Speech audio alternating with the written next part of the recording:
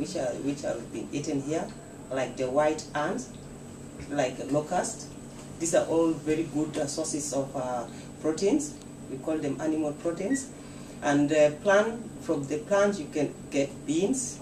You can eat it. You can get it from beans, whether cowpeas, or you can get it from also lentils.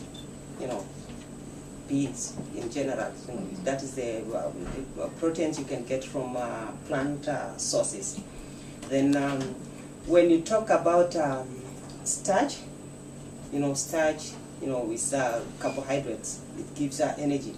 So you can get it from potatoes, if it is sweet potatoes, Irish potatoes, or you can get it also from cassava. We have dura, which is sorghum. This is the sources where you can get your starch for all carbohydrates. Mm-hmm. Yeah. Well, so as you've mentioned, some of the foods that contain proteins or carbohydrates, and like the people who are in the community, where do they get some of these foods? Yeah, all these foods are actually there in every community. You go to, these foods are there. You can get proteins either from animal sources or plant sources, those which I mentioned before. You can also get the starches. It depends on the staple food people eat in that community. All communities, they have their staple foods. Like in Southern Sudan, many people, they eat sorghum. Sorghum is found everywhere in Southern Sudan. And you can also find cassava. You can find sweet potatoes, which is grown in most parts of Southern Sudan, and people use it as their source of carbohydrates. Well, now as we know, there are returnees coming back from the north who have been there, and they are coming back to the south, and they may be new to the areas. They may not really get some of those things where they are based at the moment. So how do you think they will really be able to get those things? Yeah, it's true. There are a lot of returnees coming from the north to the south, and these returnees are Southerners. They were here before. They fled or they left. They went to Khartoum because of the war. But now we have peace, and everybody's coming home, and they are going to the communities where they were before. And it's true that most of them, especially those who were born like during this period of war, they might be new to the communities, but their parents might have known something. They know something about their community, and since they are going back to the communities, like I said before, in every community in Southern Sudan, those foods are there. You can find sources of proteins, you can find carbohydrates, and you can find vegetables. You can find vegetables. Some of the vegetables, in other places in Southern Sudan, they grow there. They are not planted, but they grow there. But people eat them. Like there are so many, growing along the river. People will collect and eat. They are very rich sources of minerals and vitamins. As I said before, minerals and vitamins, they are very important to our bodies. They will protect us from diseases.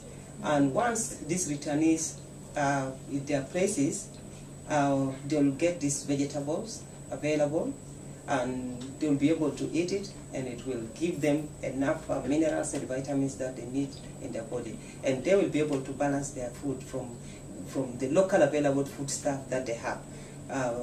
The proteins they can get either from animal or plant proteins, like I said before. Beans are always there. Lentils, you can get them. Different types are there.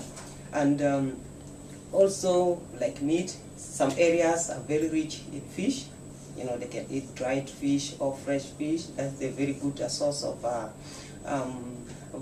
proteins. And also in some areas and in most communities, people, have chicken in their houses, so the children will be able to get eggs. And also the chicken, if they have a lot of chicken, they can even slaughter and they can eat it. That is a very good source of proteins also. And for the starch, as I said, in Southern Sudan, in all communities, they have staple food. which their main food, which they want to they eat, and they might be like when you go to visit the communities, you'll find already people are growing some crops. So they might be growing sorghum, or in some communities it's cassava.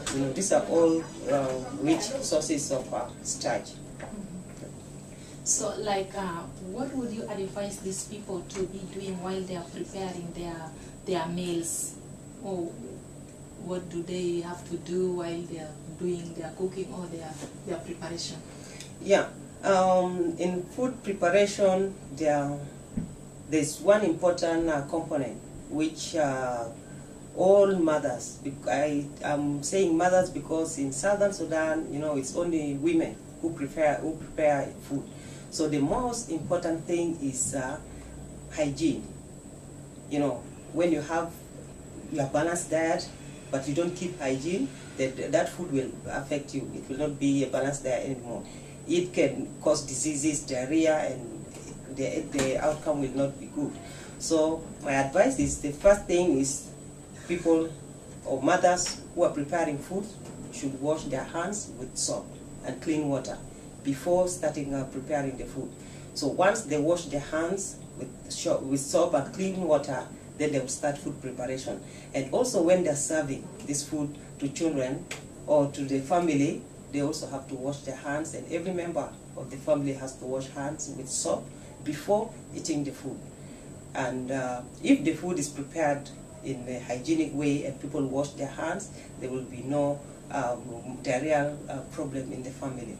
And we know diarrhea is one of the killer diseases in Southern Sudan, and a lot of children with malnutrition is because they have diarrhea. I know there are other diseases also that will lead to malnutrition, but diarrhea is one of them because of poor hygiene and sanitation. So hand washing is very important, and also sanitation is very important. And people have to ensure that the environment is clean, where they're staying is clean. People use the latrine, or they bury, the human refuse. Even the one of children should not be left in open. So that is number one thing, which is very important. Then secondly, as I said before, these foods are there. So mothers should not only give one type of food. For example, they should not only give fish every day to the children. They can also give beans. They can also prepare vegetables. Green vegetables are very good. They have vitamins and minerals.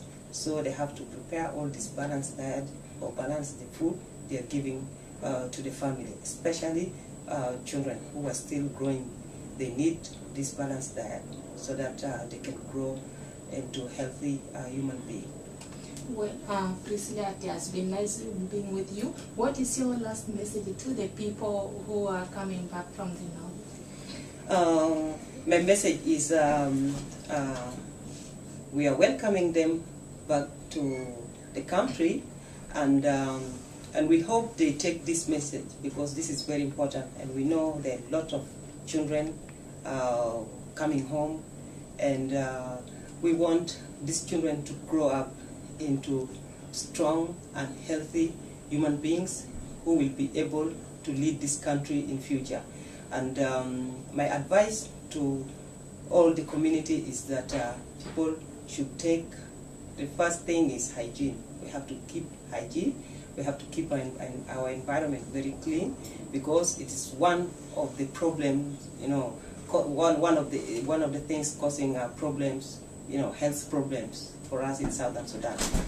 Hygiene is very important, and I also advise people to use treated water. So if you drink water which is not treated, it will also cause diseases. So people need to drink treated water and eat the balanced food which we talked about earlier. Then I hope everybody will be happy, and we'll have healthy children in Southern Sudan. Thank you very much. Thanks. Excellent. Very It's well. really good. Yeah, very good. I mean, perfect. Sorry, they were doing Perfect. How was it? Yeah. Yeah, okay. Oh, now. I just finished.